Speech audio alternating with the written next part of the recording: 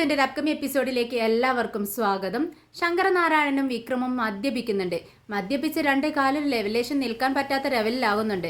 ഈ സമയത്താണ് ശങ്കരനാരായണൻ ഒരു സത്യം തുറന്നു പറയുന്നത്. സുന്ദരി എന്ന സ്ത്രീയെ ഞാൻ സ്നേഹിച്ചിരുന്നു എന്നും അവരെ എനിക്ക് കാണണമെന്നും വിക്രമിനോട് പറയുന്നുണ്ട്. വിക്രം അങ്ങനെ ശങ്കരനാരായണനും കൂട്ടി ആ സ്ത്രീയുടെ വീട്ടിൽ പോയിക്ക് ചെല്ലുവാണ്. അങ്ങനെ രണ്ടുപേരും കണ്ട് കുറച്ച് അല്പനേരം സംസാരിക്കുന്നുണ്ട്. പിന്നീട് ശങ്കരനാരായണനും വിക്രമും കൂടി തങ്ങൾ താമസിക്കുന്ന സ്ഥലത്തെത്തുന്നുണ്ട്.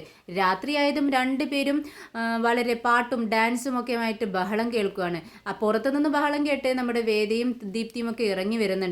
ഇവരുടെ ഈ സീനെല്ലാം കണ്ട് അവരെല്ലാം അത്ഭുതപ്പെട്ടിരിക്കുകയാണ്. ഇത്രകാലം കീരിയും പാമ്പും പോലെ നിരുന്ന രണ്ടുപേര് പെട്ടെന്ന് ഇങ്ങനെ സെറ്റായത് എങ്ങനെയെന്ന് ചിന്തിക്കുകയാണ്. അപ്പോഴാണ് വിക്രമും ശങ്കരനാരായണനും മദ്യപിച്ചിരിക്കുന്നു എന്ന വിവരം അറിയുന്നത്. ഇത് വേദയ്ക്ക് ഒട്ടും സഹിക്കാൻ കഴിയുന്നില്ല. അവൾ ഇന്നേ വരെ വിക്രം മദ്യപിച്ച് സീനായിട്ട് കണ്ടിട്ടില്ല. അതുകൊണ്ട് തന്നെ വേദയ്ക്ക് ദേഷ്യം വരുന്നുണ്ട്.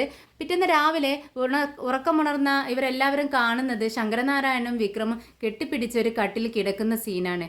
ഈ വിശേഷത്തെക്കുറിച്ചാണ് ഇന്ന് പറയാൻ പോകുന്നത്.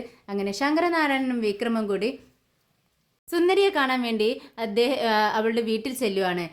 ഇവരെ കണ്ടതും സുന്ദരിയുടെ ഭർത്താവ് വന്നിട്ട് പറയുന്നുണ്ട്, ശങ്കര നീ അകത്തേക്കിരിക്കേ, എനിക്ക് തോപ്പിൽ കുറച്ച് പണിയുണ്ട്, ഞാൻ അവിടെ പോയിട്ട് വരാമെന്ന് പറഞ്ഞ് അദ്ദേഹം പുറത്തേക്ക് പോകുന്നുണ്ട്.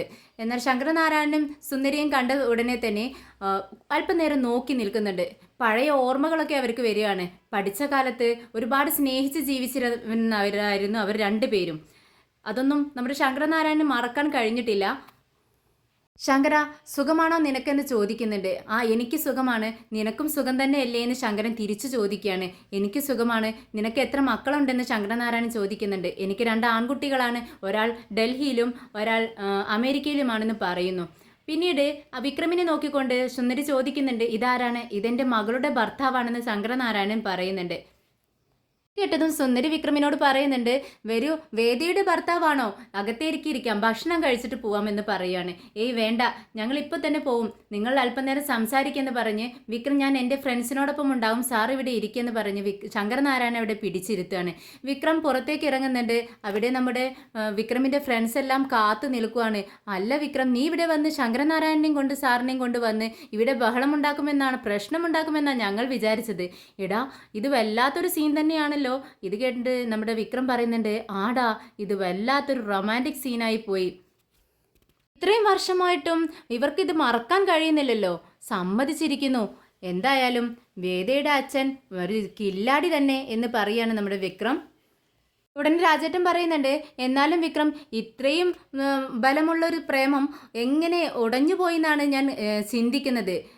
ഇത് എൻ്റെ പ്രേമം പോലെ ആയല്ലോ വിക്രം, എനിക്കും ഉണ്ടായിരുന്നു ഇങ്ങനെ ഒരു പ്രേമം, പക്ഷേ അതൊക്കെ ഒരു കഴിഞ്ഞ കാലം എന്ന് പറഞ്ഞുകൊണ്ട് രാജേട്ടനും ഇങ്ങനെ ചിന്തിച്ച് നിൽക്കുവാണ്.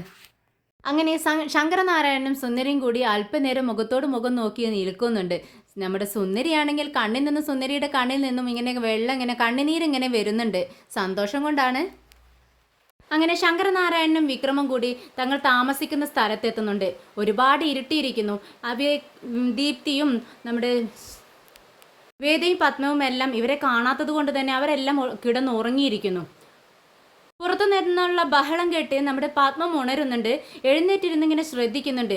ഒരു പാട്ട് കേൾക്കുന്നുണ്ട്. ഉടനെ തന്നെ വേദയെ വിളിച്ചുണർത്തുന്നുണ്ട്. വേദേ, ഒന്ന് എഴുന്നേൽക്ക്, പുറത്തു നിന്നൊരു സൗണ്ട് കേൾക്കുന്നു, ഒന്ന് നോക്കിയിട്ട് വരാം എന്ന് പറയാണ്. ഇത് കേട്ടതും വേദ പറയുന്നുണ്ട്, അമ്മേ, അത് വിക്രമിൻ്റെ സൗണ്ടാണല്ലോ. അതേ മോളെ, ഒരു പാട്ട് പാടുന്ന സൗണ്ടാണ് കേൾക്കുന്നത്, ഒപ്പം അച്ഛൻ്റെയും സൗണ്ട് കേൾക്കുന്നുണ്ടല്ലോ എന്ന് പത്മം പറയുന്നുണ്ട്. അങ്ങനെ നമുക്ക് ചെന്ന് നോക്കാം, നീ വാ എന്ന് പറഞ്ഞുകൊണ്ട് ദീപ്തിയെയും വർഷയും എല്ലാം ഉണർത്തിക്കൊണ്ട് എല്ലാവരും പുറത്തേക്ക് ഇറങ്ങി നോക്കുവാണ്. അപ്പോഴാണ് നമ്മുടെ വിക്രമും ശങ്കരനാരായണനും പാട്ടും ഡാൻസും ഒക്കെ ആയി ആഘോഷിക്കുന്നതാണ് ഇവർ കാണുന്നത്.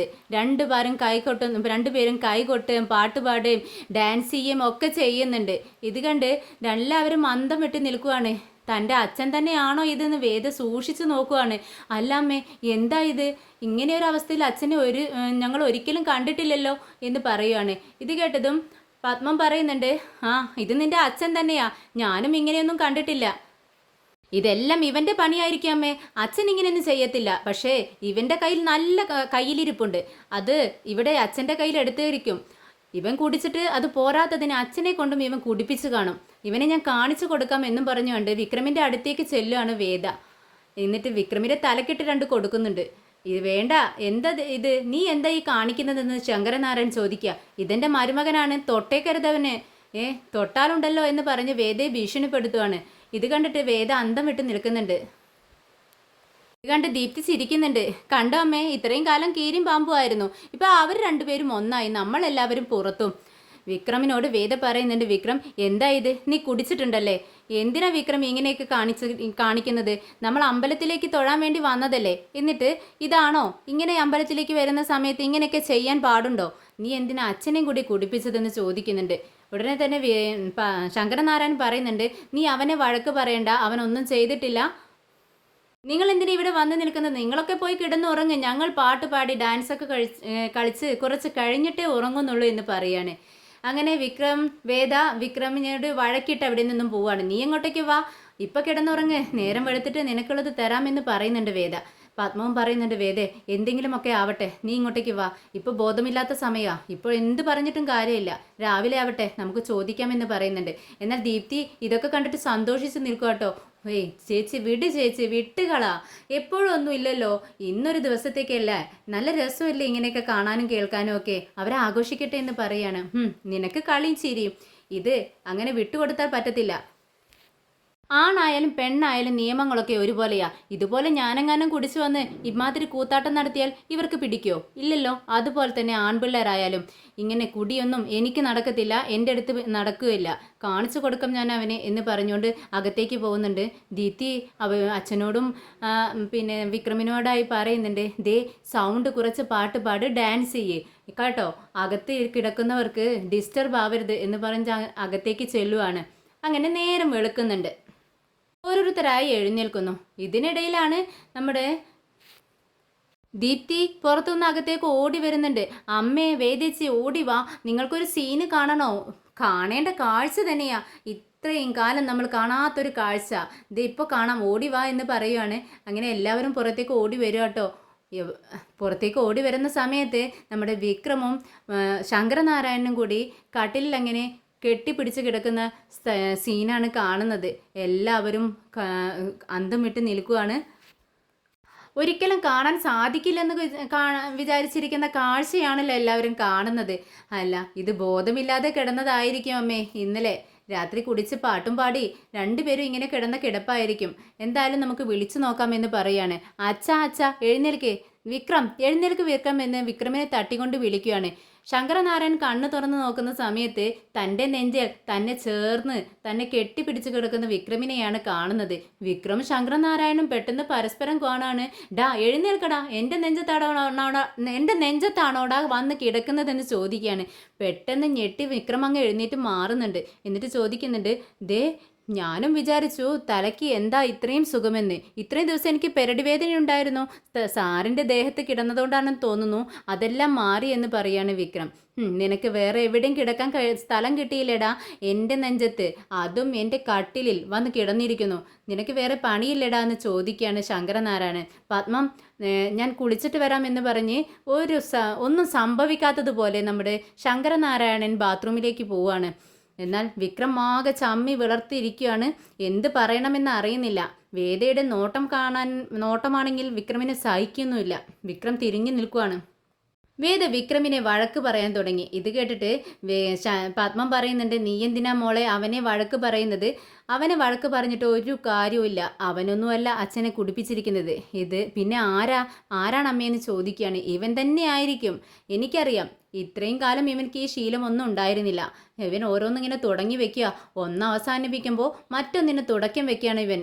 ഇതൊന്നും അത്രയ്ക്ക് അനുവദിച്ചു കൊടുക്കാൻ പറ്റത്തില്ല അമ്മേ എന്ന് പറയുകയാണ്. അപ്പോൾ പത്മം പറയുന്നുണ്ട്, ഇതിനുള്ള കാരണക്കാരനൊക്കെ നിൻ്റെ അച്ഛനാ മോളെ. അച്ഛനോ? അതെങ്ങനെ അമ്മയ്ക്കറിയാം?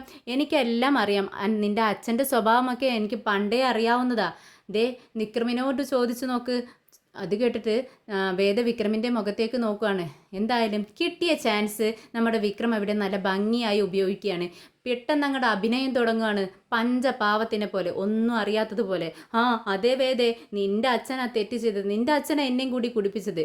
എന്നിട്ട് എന്ത് ചെയ്താലും നീ എന്നെ കുറ്റം പറഞ്ഞോളണം. നിന്റെ അച്ഛൻ തെറ്റ് ചെയ്താലും നീ എന്നെ കുറ്റം പറയണം കേട്ടോ. ഞാനിത് സഹിച്ച് എനിക്ക് പറ്റാവുന്നതിലപ്പുറമായി അമ്മേ. എനിക്ക് സഹിക്കാൻ പറ്റത്തില്ല. ഇവളുണ്ടല്ലോ എന്ത് ചെയ്താലും എന്നെ ഏത് നേരം കുറ്റം പറഞ്ഞുകൊണ്ടിരിക്കും എന്നൊക്കെ പറഞ്ഞ് പഞ്ചപാവത്തിനെ പോലെ ഡയലോഗെല്ലാം അടിച്ചുകൊണ്ടിരിക്കുകയാണ് വിക്രം. ഇത് കേട്ട് അന്തം വിട്ടു നിൽക്കുകയാണ് വേദ.